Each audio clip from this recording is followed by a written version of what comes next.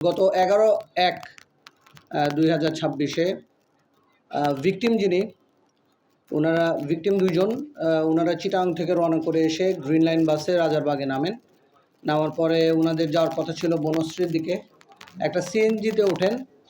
সিএনজিতে ওঠার পরে সিএনজি ড্রাইভার কত নিয়েছে, যেহেতু ওনারা চিটাং থেকে আসেন, ঢাকা শহরের রাস্তা ঠিকমতো চিনেন না। তো ওনাদের মনে হয়েছে যে বনশ্রীর কাছাকাছি যাওয়ার পরে হঠাৎ করে সিএনজি ড্রাইভার বলছে যে সিএনজিটা নষ্ট হয়েছে, আমি একটু নেমে ঠিক করতেছি। তখনই দুই পাশ থেকে দুজন এসে চেপে ধরে ওনাদেরকে চোখ টোক বেঁধে নিয়ে যায় একটা জায়গায়, নিয়ে ওইখানে মহিলাদের দিয়ে ওনাদের সাথে কিছু অন্তরঙ্গ ছবি তুলে তারপরে ব্ল্যাকমেল করা শুরু করে। ক্রেডিট ডেবিট কার্ড ইউজ করে টাকা নেওয়া শুরু করে।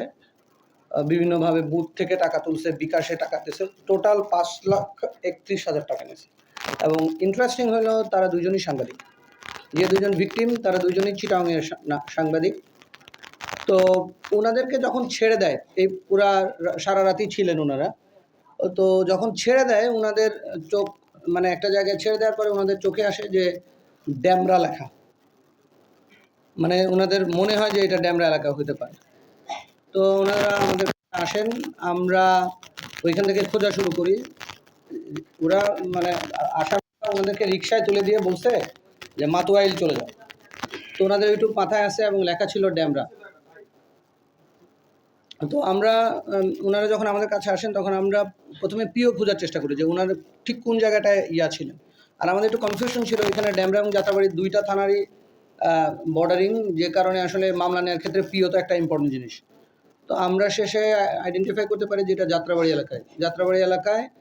তারপরে আমরা আমাদের মতো করে তদন্ত শুরু করি।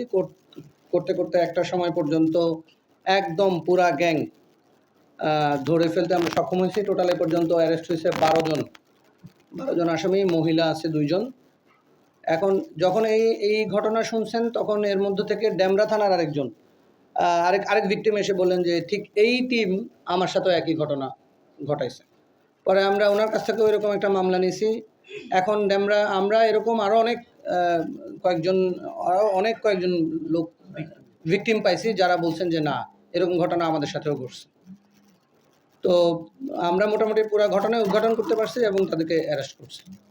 এইটা হলো 2 মামলা মিলে আমাদের টোটাল অ্যারেস্ট হচ্ছে 12 জন। এখন আমরা তাদের এই যে লেনদেনের পুরো বিষয়টা, তারা অনেক দিন ধরে এই টাইপের কাজ করে যাচ্ছে। আপনারা হয়তো জানেন যে হানি ট্র্যাপের ঘটনা ঢাকা শহরে বেশ কিছু ঘটছে এবং ওই এলাকায় ঘটছে। আমরা আশা করি যে এখন আপাতত এটা হয়তো কমে আসবে। পুরা গ্যাং একদম রিং লিডার সহ পুরাটাই ধরা হয়েছে এবং তাদের বিরুদ্ধে আগেও 2-1টা মামলা আছে, ছোটোখাটো মামলা আছে। আর আমরা যেটা করতে চাচ্ছি যে তারা যাতে যে টাকাগুলো নিয়েছেন সেটাও তো এক ধরনের মানি লন্ডারিংয়ের অপরাধ হয়েছে। ক্রাইম করে এই টাকাগুলো তারা ব্যবহার করার চেষ্টা করছে। আমরা তাদেরকে ওইভাবেও আটকানোর চেষ্টা করতেছি। দুধার চকলেটে একাকার হয়ে ওঠা প্রাণ লেয়ার সম্পর্কের মিষ্টি ম্যাজিক।